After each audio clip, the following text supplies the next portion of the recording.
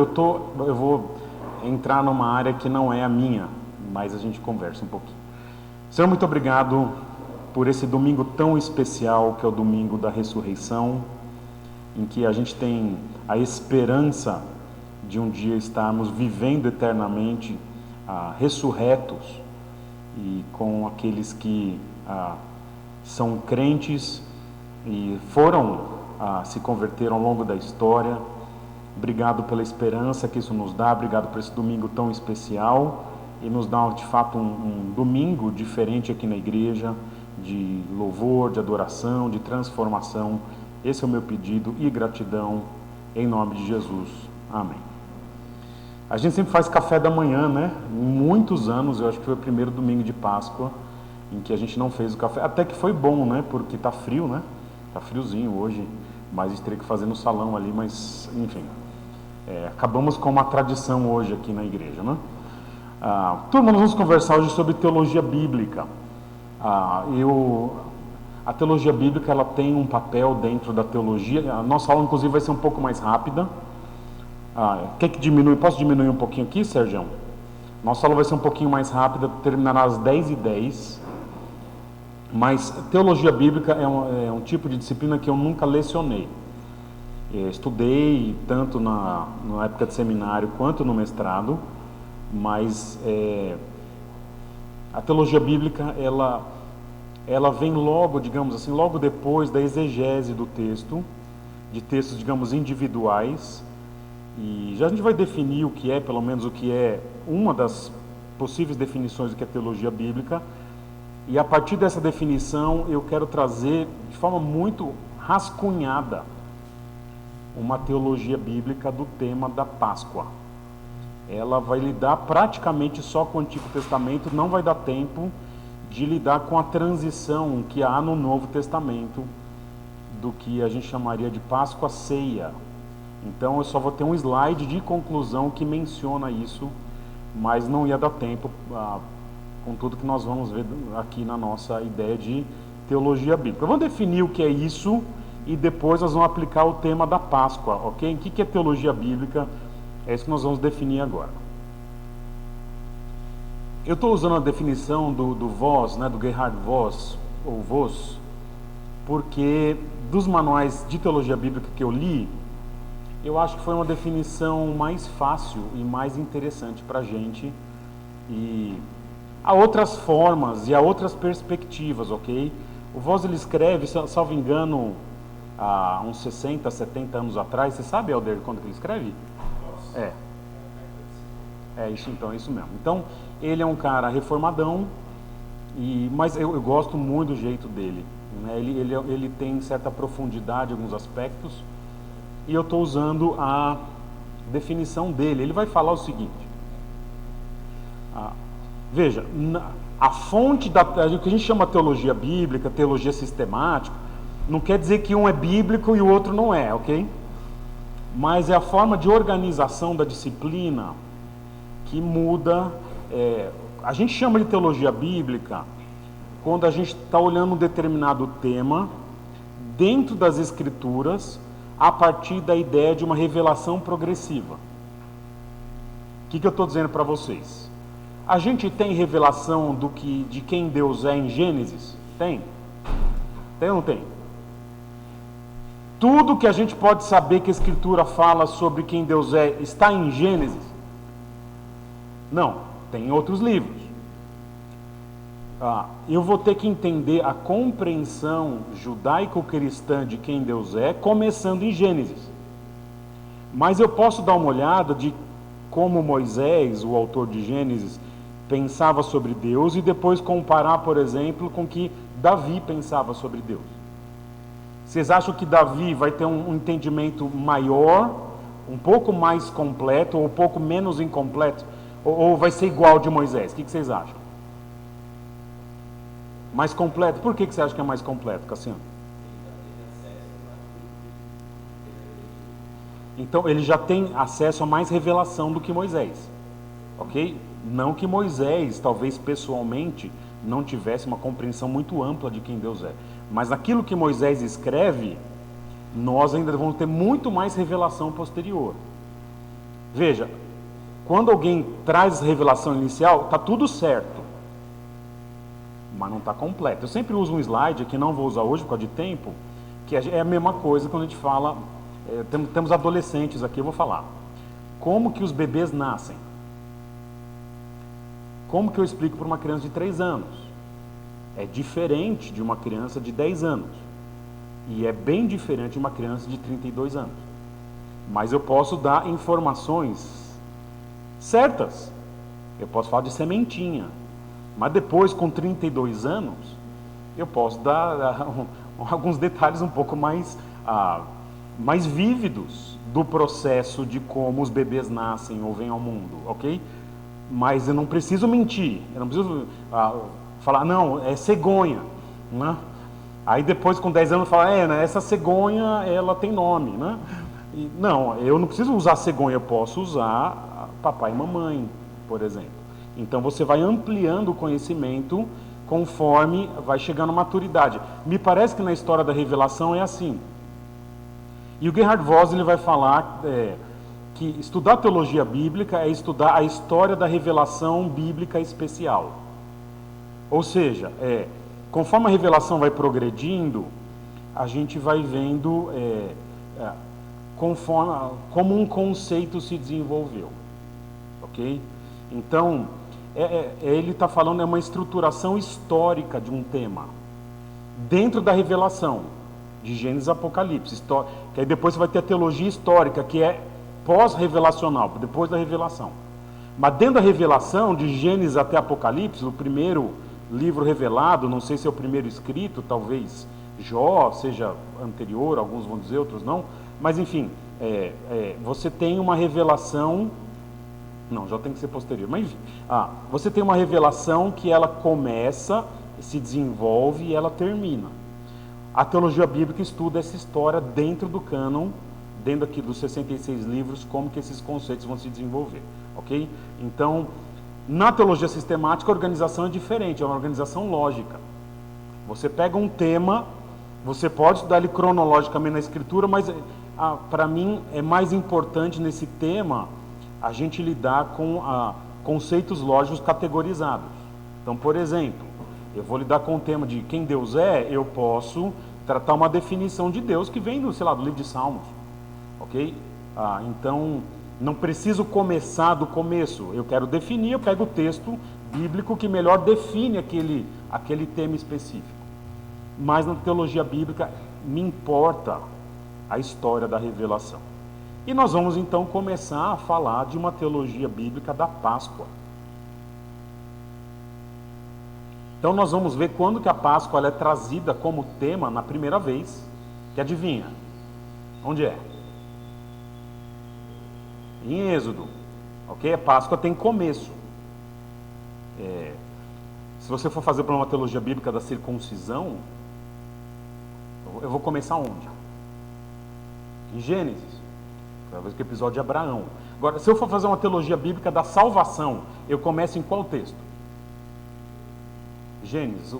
Alguém talvez tenha ideia de um capítulo? Vamos pensar, teologia bíblica do pecado, eu começo em qual capítulo da Bíblia?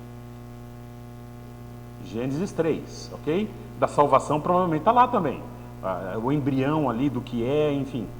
Então, no caso da Páscoa, a gente vai começar na Torá, mas no livro de Êxodo daqui a pouquinho. Depois a gente vai tentar ver o que a Bíblia menciona dessa festa, desse evento, desse tema teológico, no pré-reinado, Josué e Juízes. Depois a gente vai para o reino dividido, para o Reino Unido, faltou aqui, reino dividido, depois exílio e pós-exílio, e vou ficar devendo já uma compreensão mais ampla da Páscoa no Novo Testamento, porque nós não vamos ter tempo para isso hoje, ok?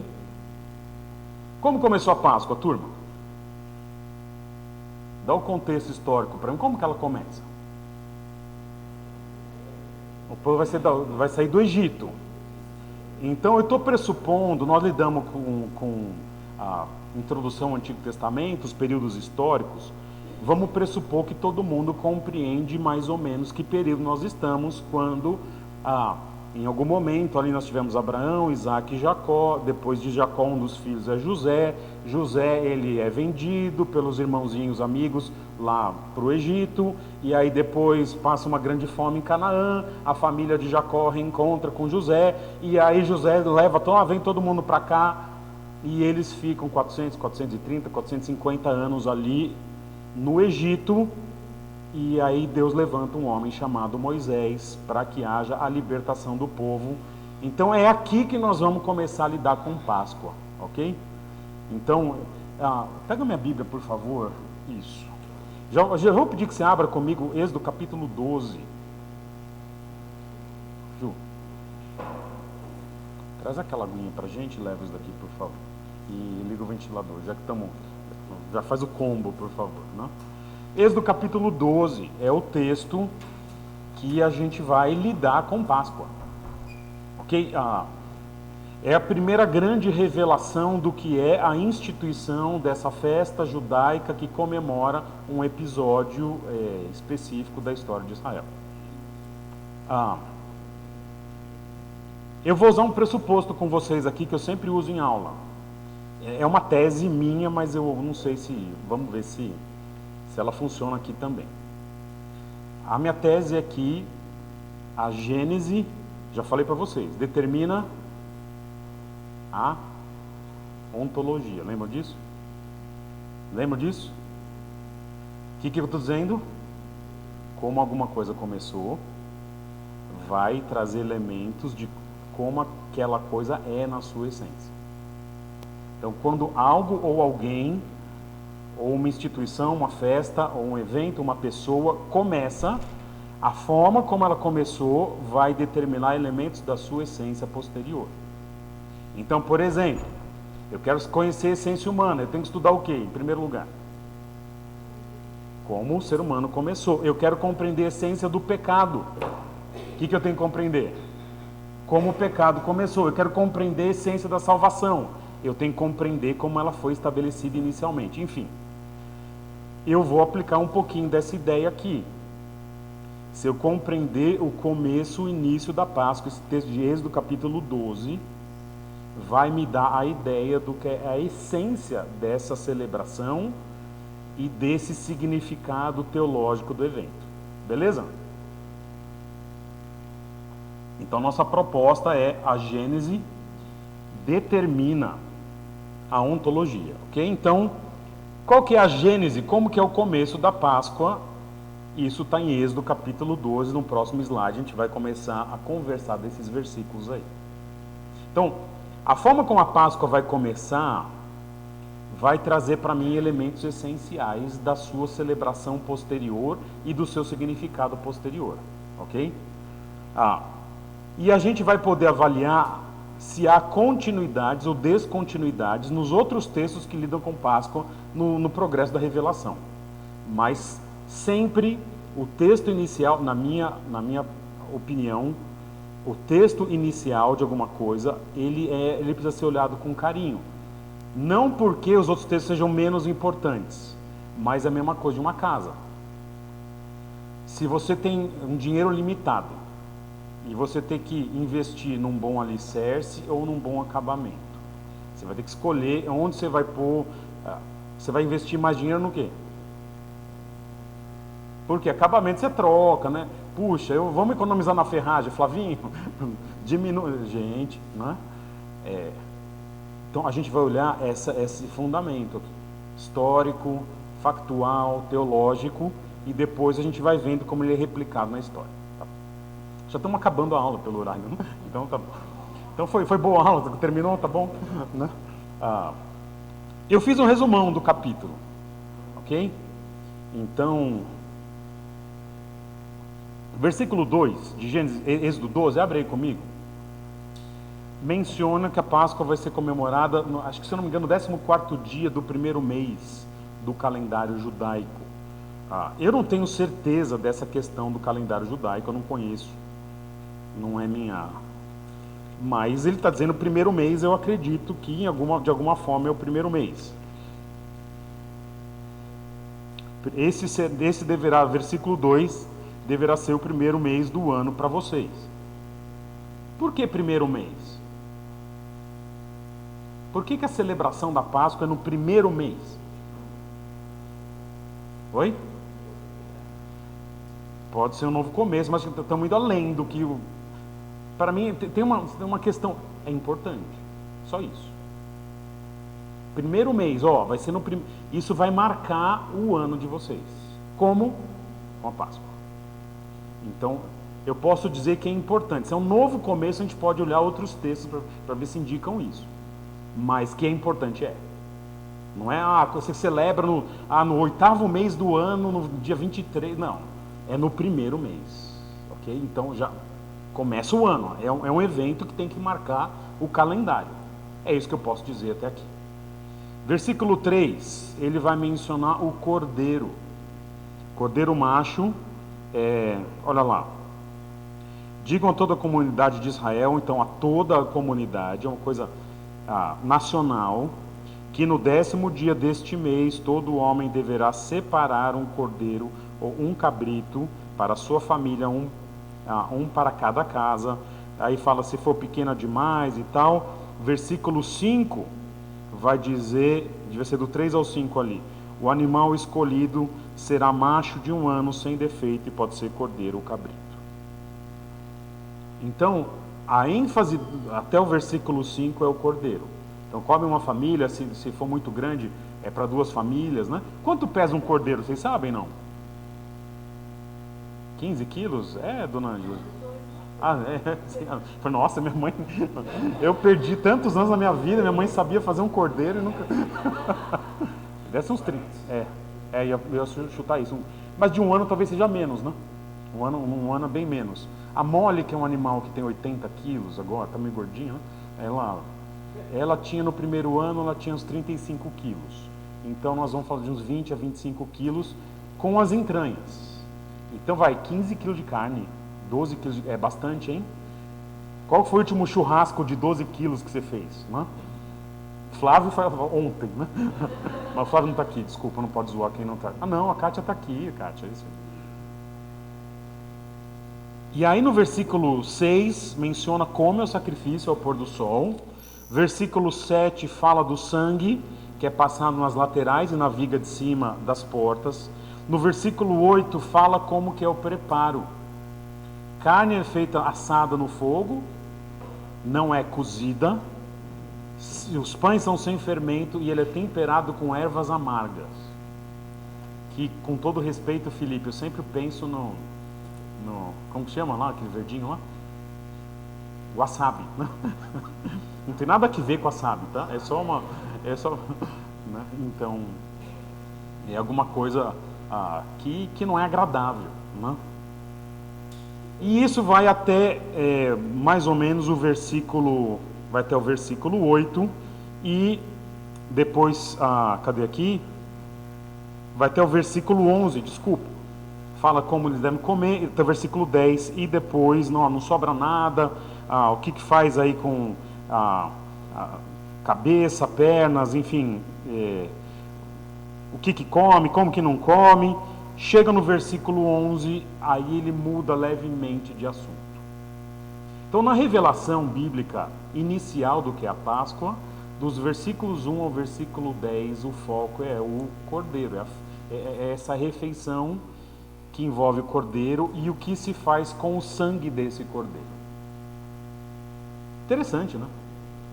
O que você esperaria no momento em que Deus está libertando Israel do Egito? O que você esperaria de ênfase inicial desse evento? O cordeiro? O que você esperaria? Oi? Faz as malas, turma, eu vou tirar vocês vão sair, acabou, Não. Ele começa e ele gasta tempo falando da questão do cordeiro. Achei interessante isso.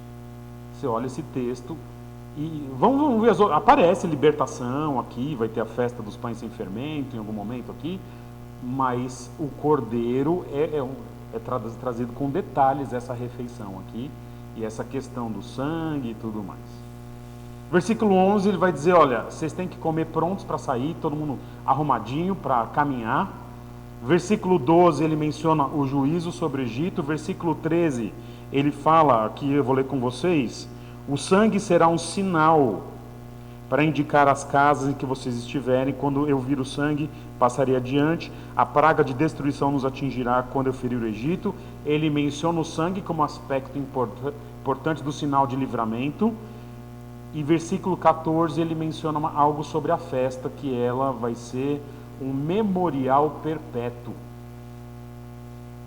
E essa frase perpétuo no Antigo Testamento traz bastante pano para manga, porque ela é aplicada a festas ou eventos que na história da igreja eles foram meio que interrompidos, pelo menos do jeito que eram, como a Páscoa e o sábado, né? Mas isso a gente discute outro dia. Aí quando o Helder der a aula aqui, aí vocês podem perguntar a ideia de mandamento perpétuo para ele, né? Mas eu lembro que isso me foi trazido no primeiro livrinho que eu traduzia muitos anos atrás, que nem foi publicado. Era um livro que defendia um sábado cristão a partir do mandamento perpétuo, né? Enfim, então ele tinha os argumentos dele lá. Mas a ideia de livramento, libertação, juízo e memorial vem dos versículos 11 a 14, 3 versículos com essa perspectiva. Então, isso é importante na Páscoa? Essa lembrança? Claro que é. A gente não ignora esse elemento, mas me parece que a ênfase do texto está na questão do cordeiro e do sangue no versículo 13, e essa ideia de memorial de geração em geração em geração em geração. Versículos 15 e 16 fala da festa dos pães ázimos, que são pães sem fermento. Aliás, deixa eu dar uma receita para vocês aqui. Água, farinha e sal, mistura um pouquinho, deixa descansar 20 minutos na geladeira, abre bem fino e frita com um pouquinho de azeite.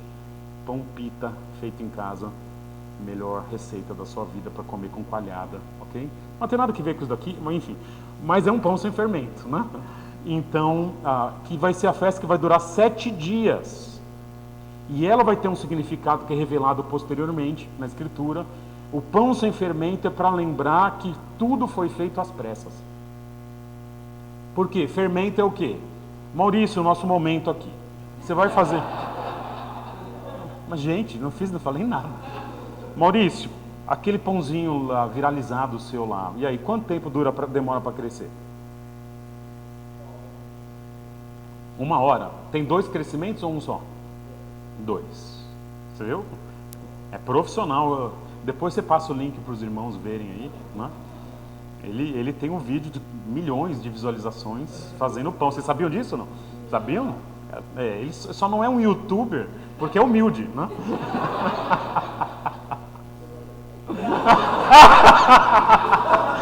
O humilde é verdade, eu sou humilde mesmo, né?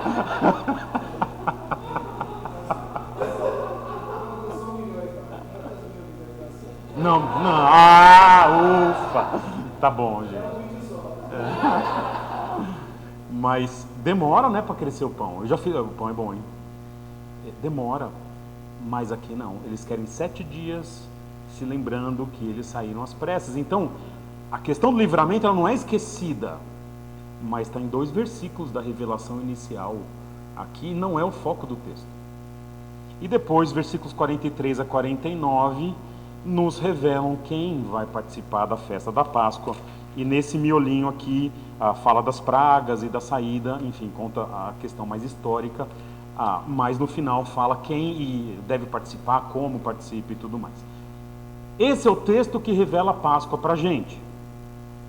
Vamos conversar um pouquinho então de significados aqui.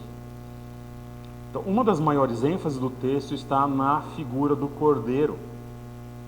Descreve como é o cordeiro, como é o cozimento, o que você faz com o osso, a refeição, como ela vai ser feita.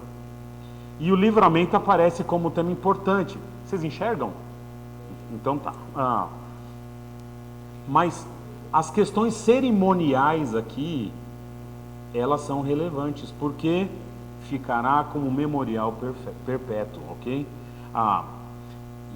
E é interessante que o evento real, ele é trazido no capítulo posteriormente, ele é trazido como um evento histórico, mas as questões rituais, elas vão ter um fator que a gente chamaria de lastro de permanência. Porque o evento histórico, ele tem um caráter de... provar aquilo que está sendo representado no aspecto memorial dessa refeição, desse livramento e tudo mais. A gente vai dizer que o evento histórico não se repete. Eu vou usar um termo aqui sem explicar hoje, já expliquei em outros momentos, mas o evento histórico compõe a história da salvação. Enquanto que a parte memorial para o judeu compõe mais o processo de se relacionar com Deus. História da salvação, eventos que não se repetem, que Deus atua soberanamente e que permitem que a salvação seja revelada à humanidade. Processo de salvação ou processo, digamos assim, de memorização, são eventos que se repetem na vida de todo aquele judeu que estava no povo da aliança. Então, um tem um fator de mudar a história, o outro de transformar o indivíduo, ok? Então, do evento literal, que era a morte do cordeiro, o sangue nas portas, a festa, a libertação, a saída, você começa agora, ano a ano, através de uma festa, a colocar na cabeça das pessoas elementos relacionados àquele momento histórico, como sangue, morte de cordeiro, libertação. E essas questões aqui, o evento histórico vai ficando para trás. 500 anos depois, 200 anos depois, ninguém viveu aquele evento histórico. Mas os elementos memoriais, eles ficam para relembrar de princípios que foram revelados durante o evento histórico. Então veja, a saída do Egito aconteceu uma vez. A morte do cordeiro acontecia todo o começo do ano, e toda a família ali matava um cordeiro e lembrava do sangue, e lembrava da refeição, e lembrava que saíram correndo, mas lembravam de aspectos rituais que foram relacionados a um evento histórico, mas o evento histórico ficou para trás, mas os eventos rituais não. Eles se perpetuam na história de Israel, e eu vou correr aqui. Eu queria mencionar, só um passando aqui, eu fiquei morrendo de vontade de fazer uma teologia do Egito, teologia bíblica do Egito, porque o Egito lida com dois aspectos.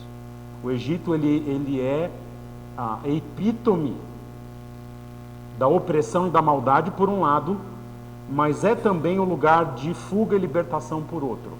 Então veja, eles são escravos no Egito, mas o Egito salvou eles da fome. Então essa dialética, essa relação contraditória, essa tensão sobre o que é o Egito, ela vai permanecer na Escritura como um todo, a ponto de Jesus depois, quando José vai fugir de Herodes, ele recorre ao Egito. Ao mesmo tempo, o Egito é um lugar de opressão. Enfim, então a gente vai lidar isso no outro dia, e talvez um pouquinho no sermão. Depois a Páscoa na Torá, ela é muito pouco mencionada. Não só na Torá, no Antigo Testamento inteiro, a Páscoa quase não é mencionada mais. Você vai ter uma menção em Números 9, em que algumas pessoas estão impuras e perguntam: posso tocar num cadáver? E aí, pode participar da Páscoa? E Deus diz: pode. Em Deuteronômio 16, ele reafirma, Deuteronômio, reafirmando alguns aspectos, a necessidade da celebração da Páscoa, e ele explica a questão dos pães ázimos, os pães sem fermento, em Deuteronômio 16 também, ok? Depois chega, lidando agora rapidinho, porque tem 10 minutos, Páscoa no período pré-reinado, Josué e Juízes.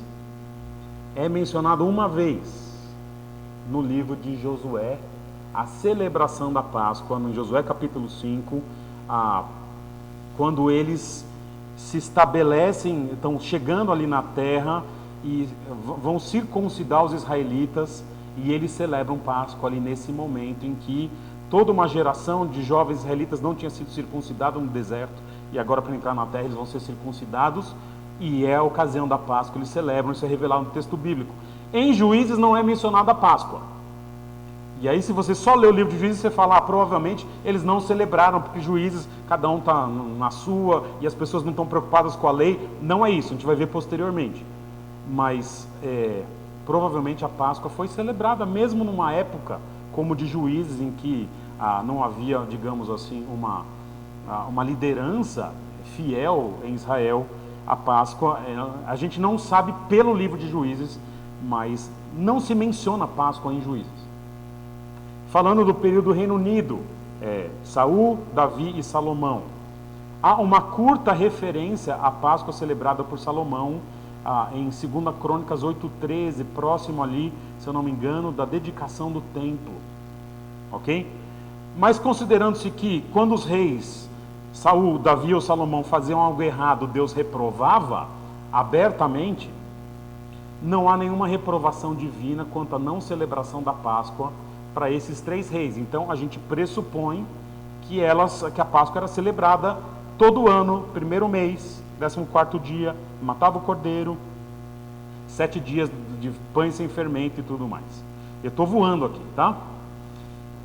Quando o reino se divide com um dos filhos de Salomão, e aí nós vamos ter 2 momentos em que a Páscoa é enfatizada. Então, o reino é dividido, vem uma geração de reis em Judá, uma outra relação de reis no norte. No norte não tem ninguém que é fiel. Em Judá você vai ter alguns reis que são fiéis, e 2 deles, as Páscoas são reveladas para nós, que é Ezequias e depois Josias. Com Ezequias, vai dizer aqui, deixa eu só confirmar se é o Ezequias, porque às vezes eu me confundo aqui. 2 Reis 23:21. Porque eu estava terminando essa parte ontem aqui na aula de vocês. E entre ficar ouvindo sobre a ira, né? Não a ira de Deus, a minha ira, né? E eu acabei preferindo ouvir sobre a minha ira aqui. Enfim, então pode ser que eu tenha confundido. 2 Reis 23:21. Então eu coloquei aqui, mas é Josias aqui. Já então, Ezequias tem uma menção. Ezequias, eu não estou com texto aqui, mas Ezequias, ele é um camarada que ele faz uma série de... Enfim, é um rei que foi relativamente bom, por volta do ano 716, 687, quando a Síria está dominando o mundo, ele inclusive recebe um livramento.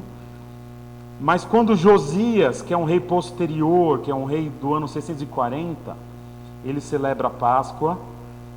Josias, olha que interessante, os camaradas tinham perdido a lei. Como que você perde, tipo a Torá, né? ou talvez o livro de Deuteronômio, a gente não tem certeza o que foi perdido, mas Israel, Judá, na verdade, perdeu. Mas, sabe, eu sempre brinco, né? Se você perder seu óculos, vê se está na Bíblia. Então, ele perdeu a Bíblia, né? Eles perderam o livro da lei. Quando Josias encontra, ele decide seguir. E aí eles fazem, não que eles não celebrassem a Páscoa, mas agora eles têm a revelação do Antigo Testamento para conferir a celebração. E olha como o texto avalia essa questão aqui. Olha lá, 2 Reis 23:21. Então o rei deu a seguinte ordem a todo o povo: celebrem a Páscoa ao Senhor, seu Deus, conforme está escrito neste livro da aliança. Agora não era uma tradição. Agora eles tinham o livro de novo para olhar. E olha o comentário do autor aqui. Nem nos dias dos juízes que lideraram Israel, então houve Páscoa no dia dos juízes, nem durante todos os dias dos reis de Israel, está mencionando de Saul para frente, e Israel talvez só o reino do norte, e dos reis de Judá, seja reino dividido, reino unido, foi celebrada uma Páscoa como esta. Então, quando eles encontram o livro da lei, a Páscoa se torna um grande evento e celebrado com muita alegria, de uma forma muito especial. Então, Josias, ele encontra o livro da lei e ele celebra a Páscoa aqui de forma muito especial. Então, houve continuidade na celebração da Páscoa. Então não houve interrupção nem nos dias de juízes, embora não esteja revelado. Mas ela é mais significativa quando ela é feita com, digamos, o conteúdo mais correto. Finalmente, a última celebração de Páscoa que é apresentada para a gente no Antigo Testamento, veja, tem poucas referências. É trazida com Esdras no capítulo 6. Mais uma vez eles perderam o livro da lei. Essa turma, né? E eles tinham tanto cuidado, mas aqui houve exílio e tudo mais, perderam, né? Quando Esdras retoma alguns aspectos ali da adoração, reconstrução de templo e tudo mais, eles meio que encontram ali parte, enfim, há um retorno às tradições reveladas. E aí o texto menciona o seguinte, eu vou ler para vocês. Esdras 6:20 a 22. Os sacerdotes e os levitas tinham se purificado e estavam todos cerimonialmente puros. Os levitas sacrificaram o cordeiro da Páscoa para todos os exilados, para os seus colegas sacerdotes e para eles mesmos.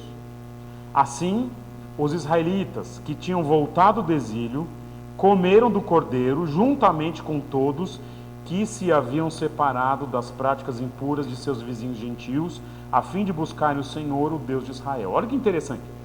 A Páscoa é instituída na saída de Israel do Egito, indo para a terra prometida. Essa celebração agora é depois do exílio. Eles estavam numa terra estranha e estão voltando. Há muita semelhança aqui. Terra estranha vai para a terra de Canaã, terra estranha, do outro lado, volta para a terra.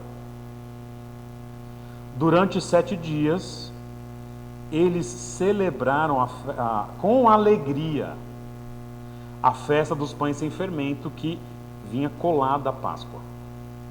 Pois o Senhor os enchera de alegria ao mudar o coração do rei da Síria, de maneira que ele lhes deu força para realizarem a obra de reconstrução do templo de Deus, do Deus de Israel. Então, essa Páscoa final aqui da revelação do Antigo Testamento tem um significado muito parecido com a Páscoa inicial, e meio que o Antigo Testamento, em termos de Páscoa, se encerra aqui. Nenhuma outra revelação do Antigo Testamento é trazida sobre a Páscoa, e a gente já vai para a conclusão da Páscoa no Antigo Testamento. Nesse rascunho do que é ou do que seria uma teologia bíblica da Páscoa. Primeiro, surpreendentemente, é um tema com pouca revelação. Não tem muitos textos. Então, o que a gente compreende dessa pouca revelação? Ela foi celebrada regularmente. Mas tipo a nossa Páscoa cristã, a gente não... No calendário cristão, vamos ser honestos, a Páscoa deveria ocupar uma posição muito importante, mas ela acaba no calendário do ano ocupando o Natal e a Páscoa. Não precisava ser, mas tem Páscoa que você lembra, tem Páscoa, e foi meio assim no Antigo Testamento, sem o brilho. Mas as Páscoas marcantes estão mais vinculadas não apenas à atuação divina, mas à atitude do povo em compreender o que Deus estava fazendo.